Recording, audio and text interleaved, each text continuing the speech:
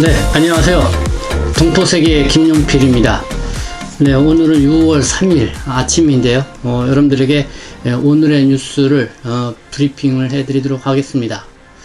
네, 제가 어제는요, 이 국적법 개정, 이 반대 논란이 이 정치권으로까지 번져서 참 심각한 양상으로 전개되고 있다. 그래서 그쪽으로 좀 초점을 맞춰서 여러분들에게 집중적으로 얘기를 하다 보니까요, 이 다양한 준비했던 뉴스를 전해드리지 못했습니다. 그래서 오늘은 전해드리지 못했던 그런 소식과 함께 6월 3일 뉴스 브리핑을 여러분들에게 해드리도록 하겠습니다. 먼저요, 오늘 준비한 뉴스는요, 이 6월부터 시행이 되죠. 이 부동산, 양도세 관련 부과가 좀 가중된다는 것, 그리고 전월세 신고제가 본격적으로 시행이 됩니다. 그래서 그 내용을 말씀을 드리고요. 이 두 번째는 이 법무부가 국내 체류 외국인 대상으로 하는 이 농어촌 계절 근로자 신청 안내를 재공지를 했습니다. 그 전에 공지했던 내용하고는 크게 다른 것은 없습니다. 그대로 재공지를 했는데요. 지금 중국 동포를 통한, 비롯한, 또, 여러분들이 이 농어촌 계절 근로자로 신청을 해서 일을 하고 있죠. 지금, 그러니까, 이 출구 유예를 받고 계신 분들, 이 농어촌에서 일을 하게 되면은, 1년 동안 이 체류 연장을 받을 수 있으면서 일을 하고 있을 수 있고, 그리고 국가기술 자격증을 취득하신 분들은 2개월, 그러니까 60일 이상 일을 하게 되면은 재동포 체류 자격을 또 변경을 받을 수 있기 때문에 많은 분들이 이제 관심을 갖고 일을 하고 있는데요. 그래서 현재 이제 농어촌에서 일을 하고 계신 분들 이 상황이 어떤지 좀 들어봤고요. 그리고 언론에 보도된 농어촌 계절 근로자 관련된 뉴스를 좀 모아서 여러분들에게 전달을 해드리도록 하겠습니다. 그리고 세 번째는요, 이 KBS 한민족 방송. 제가 이제 고정적으로 이 수요일마다 수요일에 행복 우체통 해가서 보고 싶은 얼굴, 그리운 목소리에 출연을 하고 있는데요. 역시 올해에도 이 한민족 체험수기 공모를 합니다. 그래서, 그 안내 말을 여러분들에게 좀 전해드리도록 하겠습니다. 그리고, 중국 동포분들이 많이 저의 방송을 시청을 해주고 계시기 때문에, 이 중국 소식 또 전해드리겠습니다. 이 중국 소식은 이 운전면허증, 그러니까 전자운전면허증이 전국 통일 양식을 도입을 한다라는 그런 소식을 여러분들에게 전해드리도록 하겠습니다. 네, 첫 번째 소식입니다. 6월부터 바뀌는 이 부동산 관련 세금 정책과 이 전월세 제도 변경, 어떤 내용인지, 어떤 국내 장기 체류하고 계시는 분들은 다 이 부동산과 알게 모르게 다 관계가 있습니다. 아파트를 구매하거나 아니면은 전 월세 생활을 하더라도 이렇게 참 잘 알아두셔야 할 그런 내용들인데요. 이 6월부터는 어떻게 바뀌는지 여러분들에게 좀 말씀을 드리도록 하겠습니다. 보통 6월 1일을요, 이 부동산 시장 안팎에서는 이 운명의 날이다, 이렇게까지 표현을 할 정도로, 아주 획기적으로 이 부동산 관련 정책, 그리고 전월세 정책이 바뀌게 됩니다. 그래서 그 내용을 이 YTN 방송이 좀 쉽게 또 얘까지 잘 들어가면서 소개를 했습니다. 그래서 이 YTN 방송에 냈던 것을 제가 한번 동포 여러분들이 좀 이해하기 쉽도록 제가 정리를 했는데요. 첫 번째요. 오늘부터 이 다주택자, 그러니까 두 채 이상의 주택을 갖고 있는 사람들 같은 경우는 양도세 중과가 시행이 된다는 것입니다. 결국은 세금을 더 내게 된다는 것인데요. 그러면 어느 정도까지 세금을 더 내느냐? 양도세가 최고 세율이 75%까지 올라갑니다. 75%까지요. 예를 들면은요, 5년 전에 서울에 있는 아파트를 5억 원에 샀다가 10억 원에 팔게 됐다. 그러면은 5억에서 10억, 거의 한 5억 가까이가 오르게 된 거죠. 그러면 다주택자, 그러니까 주택을 2개 이상 소유하고 있는 사람들 같은 경우는 양도세가 대략 팔게 되면은 3억 원 정도를, 그리고 3주택자, 주택을 3개 갖고 있는 사람들은 팔게 되면 3억 5천만 원 정도를 이제는 세금을 내야 된다는 것입니다. 그러니까 5년 전에 5억을 주고 아파트를 샀는데 그게 지금 한 10억 가까이 오르게 됐다 이거죠. 그러면은 지금 2개의 주택을 갖고 있는 사람들이 그거를 팔게 되면 한 3억 원 정도의 세금을 내게 된다는 것이고요. 뭐 주택을 3개를 갖고 있는 사람들 같은 경우는 3억 5천만 원 정도를 세금으로 내야 된다. 이렇게 거의 75%까지 이렇게 양도세의 세율이 올랐다고 이렇게 보시면 될 것 같습니다. 그러면 집을 샀다가 2년 내에 팔게 되면은 양도세가 또 어떻게 되냐? 역시 또 양도세가 오릅니다. 그러니까 이 다주택자가 아닌 한 개의 주택을 갖고 있는 1주택자라고 하더라도 이 주택 보유 기간이 짧다면은 그 양도의 차익 대부분을 이렇게 세금으로 내야 할 그런 상황이라는 것입니다. 그래서 6월 1일부터 이 1년 미만, 그러니까 주택을 샀다가 1년 미만에 다시 득할 경우에는 70%의 이 양도세 세금을 내야 되는 것이고요. 그리고 1년 이상에서 2년 미만인 경우는 60%까지 양도세가 올라가게 된다는 것입니다. 예를 들어 볼까요? 아파트를 샀습니다. 그래서 1억 원이 올랐습니다. 그래서 이거를 1년 안에 팔게 되면은 세금을 7,500만 원 정도 이렇게 내야 된다는 것입니다. 그래서 집값이 계속 올라서 2억 원이 올랐다. 그래서 만약에 2년 안에 이거를 판다 그러면은 양도세는 대략 한 1억 3천만 원 정도가 넘을 것으로 보입니다. 그래서 이거 외에 뭐 취득세, 등록세, 뭐 이런 것들을 다 보유를 세금을 계산을 하다 보면은 이렇게 구매할 때의 그 가격하고 이 팔 때의 가격 그 사이에 이제는 시세 차익이 날 수 있겠죠. 근데 거의 이제는 이런 시세 차익이 발생하지 않는다는 것이 지금 이 부동산 일가의 생각들입니다. 그리고 이 전월세 신고제 시행이 이제는 대폭 강화가 됩니다. 이거는 임차인을 보호하기 위해서 이렇게 대폭 강화한다는 명분인데요. 보통 우리 동포분들도 국내에서 이 전월세로 사시는 분들이 많이 있기 때문에 잘 알아두셔야 될 것 같습니다. 그러니까 이 보증금이 6천만 원을 넘거나 이 월세가 30만 원을 초과하는 이 전세나 월세 계약을 맺게 되시는 분은 이 30일 안에 이 지자체에 의무적으로 신고를 해야 됩니다. 그러니까 보증금이 6천만 원 넘거나 월세가 30만 원을 초과하는 경우, 그런 전세나 월세를 주고 이렇게 새로 6월 1일 이후에 신규 계약을 하신 분들은 이 30일 안에 이전 지자체에 의무적으로 신고를 해야 합니다. 그래서 대상 지역은 어디냐?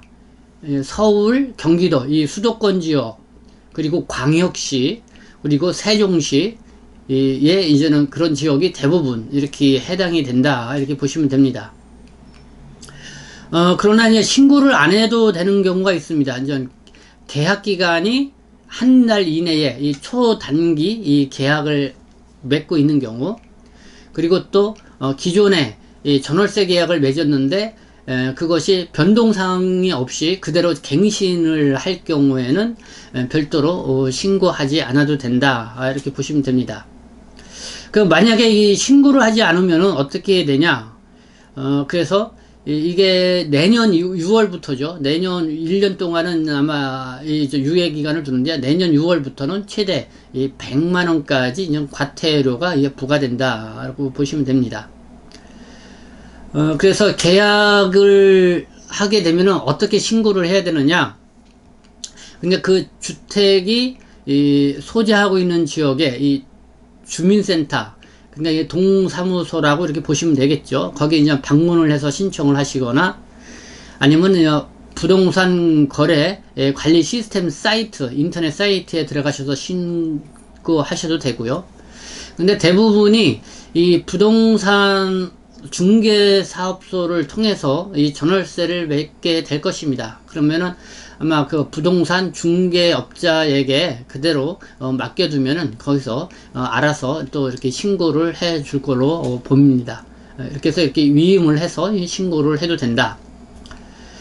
그리고 이렇게 이제는 전월세 이 신고제를 도입을 하면은 좀 편리한 부분도 있는데, 별도로 이 확정일자를 또 이렇게 신고하지 않아도 된다. 이 자동적으로 이 확정일자 신고를 하게 된다.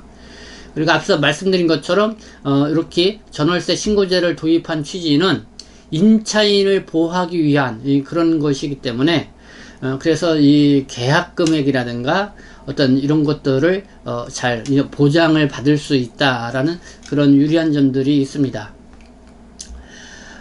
그러나 이제는 집주인들 입장에서는 이 임대 소득이 이렇게 노출이 되고요.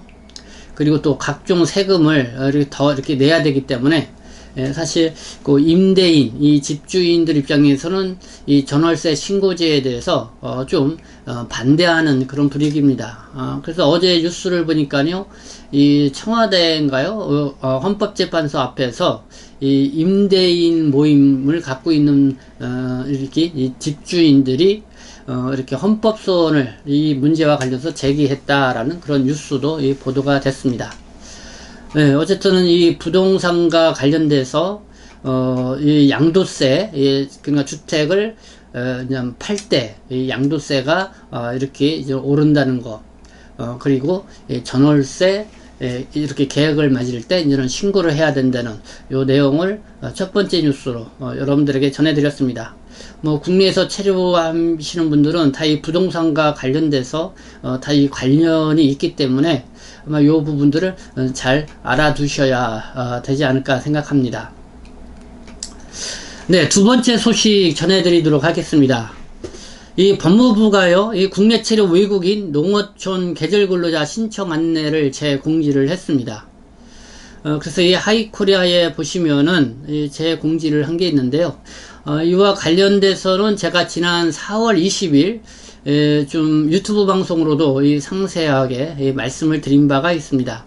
뭐 크게 달라진 건 없습니다. 그때 재공지했던 내용을 다시 공지를 한 것이기 때문에요. 그래서 좀 여러분들이 그 6월 그러니까 2일자인가요? 뭐 최근의 날짜를 보면 다시 한번 확인을 해주시고, 이렇게 법무부가 농어촌 이 계절근로자를 재공지를 했다는 것은 아마 제가 볼 때는 뭐 신청자가 조금 저조했다 뭐 이렇게 볼 수도 있고, 그리고 농어촌에 지금 현재 인력난이 심각해지니까요, 좀 여기 더 관심을 좀 갖고 많이 좀 신청을 해달라라는 그런 의도가 있지 않나 생각합니다. 근데 실제적으로 이 참 농어촌에 계절근로로 일하신 이 동포분들의 얘기를 들어보니까요, 일단 일을 하고 싶어도 이 과거에 이 불법 체류 경력이 있는 사람들은 지금 이 농어촌 계절근로에 그러니까 가서 일을 하고 싶어도 지금 그 대상에서 제외되고 있어서 좀 그 부분에 있어서 과거에 너무 이 불법 체류 경력이라든가 뭐 이런 거 있는 분들에게 과도하게 너무 제재를 가는 게 아니냐라는 좀 그런 좀 불만의 소리가 좀 있는 것 같고요. 그리고 현재 뭐 농어촌에서 좀 일을 하고 계시는 분들이 있는데, 지금 계약을 보통 지금 맺는 거 보니까 한 4, 5개월 정도 이렇게 그냥 계약을 맺는 것 같아요. 그리고 아침 6시서부터 저녁 6시까지, 그러니까 한 12시간 정도 일을 하는 걸로 이렇게 계약을 맺고, 그게 뭐 농어촌의 전 특성이 있겠죠. 그리고 또 뭐 한 달에 지금 뭐 토요일, 일요일 이렇게 쉬는 게 아니고 한 달에 한 2번 정도, 이틀 정도 이렇게 휴식을 취하면서, 그러니까 쉽게 말해서 최저임금을 받죠. 최저임금. 그리고 월 한 180 몇만 원 정도 받는 것 같습니다. 그러면서 기본적으로는 아마 그 거주하는 거주지, 그거는 좀 기본적으로 이렇게 뭐 제공을 해주는 그런 조건으로 하는데요. 그러니까 이 동포분들 얘기는 지금 출국 유예를 받고 출국하지 않게 되니까 그나마 거기 한숨을 돌리기 위해서 이제 농어촌에 가서 일하신다 하시는 분들도 있고, 그리고 국가기술 자격증을 취득하신 분들 같은 경우는 60일 이상 일을 하게 되면은 재동포 체류 자격을 변경을 해 준다 하니까 또 이렇게 일을 하시는 분들이 있는데, 사실 좀 일하는 곳이 뭐 여러 가지 환경적으로는 열악한 부분이 있고, 그리고 저 농어촌 쪽에서 일을 해보지 않았던 분들이 또 하려고 하니까 뭐 육체적으로 좀 힘든 면이 좀 있다 이렇게 말씀하시고, 그리고 또 일하는 시간도 많고 또 별로 쉬는 날도 많지 않은 가운데 이렇게 일을 하고 있는데, 급여가 최저임금인 180 몇만 원 정도만 받고 일을 하니까 좀 거기에 대해서 너무 야박하다라는 뭐 그런 반응들도 있는 것 같습니다. 이 좀 언론에도 그래서 이 농어촌 계절 근로자와 관련돼서 이렇게 좀 보도가 나온 게 있는데요. 그걸 잠깐 소개를 해드리면은, 뉴시스가 이제 5월 30일 보도한 게 있습니다. 이 국내 체류 외국인이 한실 계절 근로로 농촌 일손 부족에 좀 숨통을 텄다, 뭐 이런 내용으로 이 전라남도 이 진도군 쪽에 이제는 그 한시족 계절 근로를 하는 외국인 근로자들의 동향을 보도를 했습니다. 그러니까 경인일보가 역시 5월 31일 보도한 건데, 양주, 포천 지역, 경기도 지역이죠. 역시 외국인 계절 근로자 인력난으로 지금 비상이 걸렸다, 뭐 이런 내용입니다. 근데 요번에 그 국내 체류 외국인의 그 계절 근로자, 그러니까 대개 이제는 지방 지역이 있지, 이 경기도 지역은 또 이렇게 배제되어 있습니다. 그러니까 경기도 지역에서는 일을 하고 싶어도 이번에 국내 체류 외국인에게 확대 적용하는 이 계절 근로자를 또 그 대상 지역에서는 제외가 되었기 때문에, 아마 이 경기도 지역에 또 의외로 이렇게 농어촌에 또 이렇게 일손이 부족한 현상이 또 일어나고 있는 게 아닌가 이렇게 생각이 들고 있습니다. 네, 다음 세 번째 소식입니다. 이 KBS 한민족 방송이 올해도 이 한민족 체험수기를 공모한다는 소식.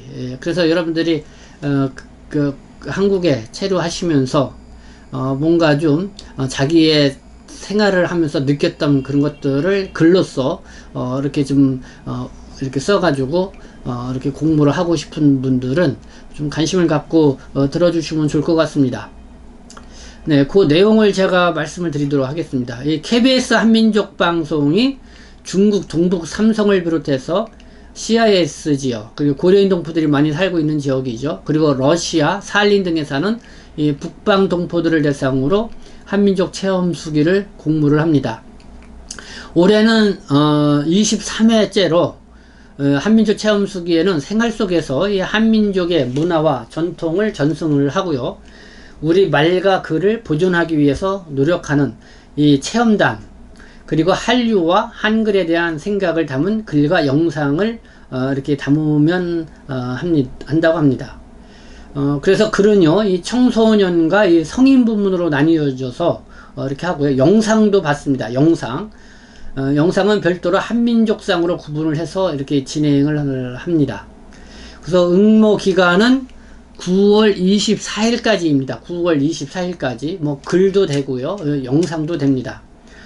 글은 A4 용지 3장에서 10장 내외의 분량이면 되고요.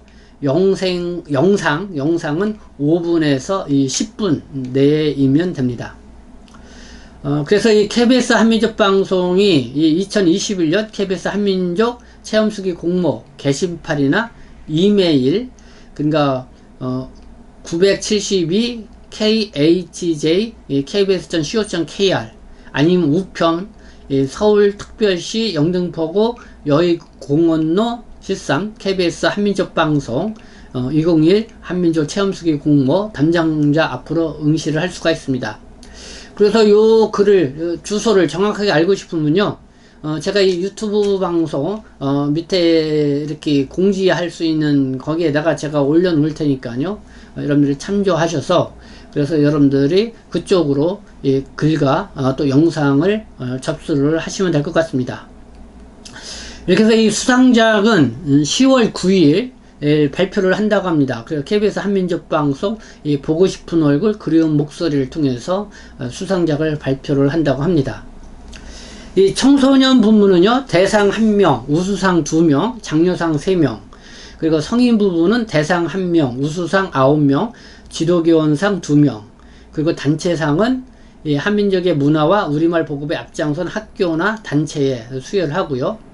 그리고 한민족상, 그냥 영상 부분이죠. 이거는 2명을 또 선발을 해서 수여를 해줍니다. 그리고 이 자세한 내용은요, KBS 한민족방송 홈페이지에서도 확인을 할 수가 있습니다. 네, 이렇게 KBS 한민족방송이 이 한민족 체험수기 이 동포분들을 대상으로 해서 공부를 한다라는 내용 여러분들에게 안내해 드렸습니다.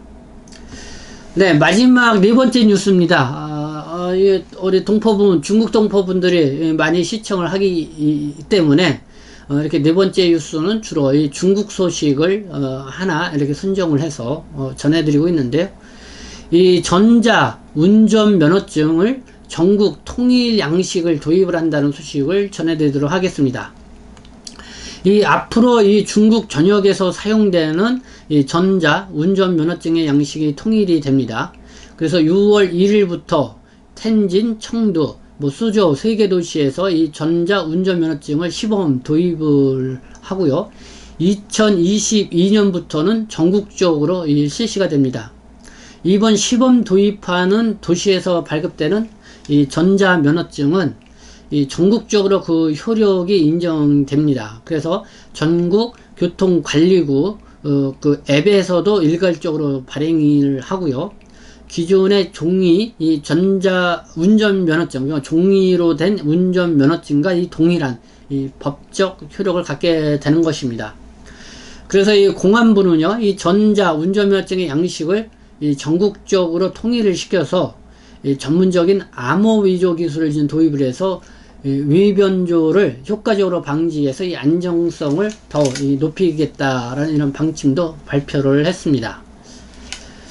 네, 오늘의 뉴스 이렇게 4가지를 여러분들에게 말씀을 드렸습니다. 그래서 이 전해드리면서 여러분들에게 다시 한번 말씀을 좀 강조해서 드리고 싶은 거는 뭐냐면요. 지금 현재 이 법무부가요, 6월 7일까지 영주자의 국내 출생 자녀에게 이 한국 국적을 신고만 하면은 이 한국 국적 부여해주는 이 국적법 개정 시안을 입법 예고를 해서 지금 여론 수렴을 하고 있습니다. 그래서 어제는 제가 이 문제 때문에 하루 종일 좀 바빴고 여러 사람들의 또 의견도 한번 들어봐서 어떻게 생각하느냐 이렇게 들어봤는데요. 물론 지금 한국 사회에서 또 일부 정치권에서는 이게 그냥 반중 정서를 막 부추기면서 여러 가지 이 국적법 개정 이 법안에 대해서 이 반대의 목소리를 높이고 있는데요. 근데 거기에는 이 사실과 다른 그런 부분도 있다. 이 국적법 개정 이 법의 이전 주요한 이전 관건이 되는 문제점은 뭐냐면은 결국은 이중 국적자가 된다는 것이죠.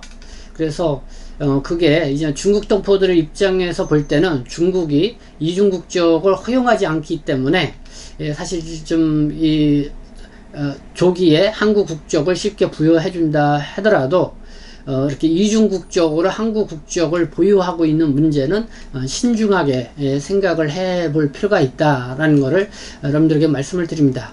그래서 요거는 한번 제가 다시 여론 수렴도 하고 그래서 요거는 제가 별도로 어제 방송으로 말씀드린 것처럼 이렇게 논평을 통해서 여러분에게 다시 집중적으로 말씀을 드리도록 이렇게 하겠습니다. 네, 여러분들의 이 어쨌든 이 동포 여러분들 전반적으로 또 이미지에 있어서 이 중요한 문제이기 때문에 내 문제가 아니다 해서 관심을 이렇게 멀리할 것이 아니라 결국은 중국 동포 사회의 전체적인 이미지와 관련된 문제이기 때문에 여러분들이 적극적으로 좀 관심을 가져주십사 하는 생각을 다시 한번 말씀을 드립니다. 그리고요, 제가 이 김용필의 동포세계 또 이렇게 여러분들의 유튜브 방송으로 어쨌든 늘 이렇게 좀 필요한 정보 빠짐없이 전달해 드리려고 이렇게 노력을 하고 있는데요.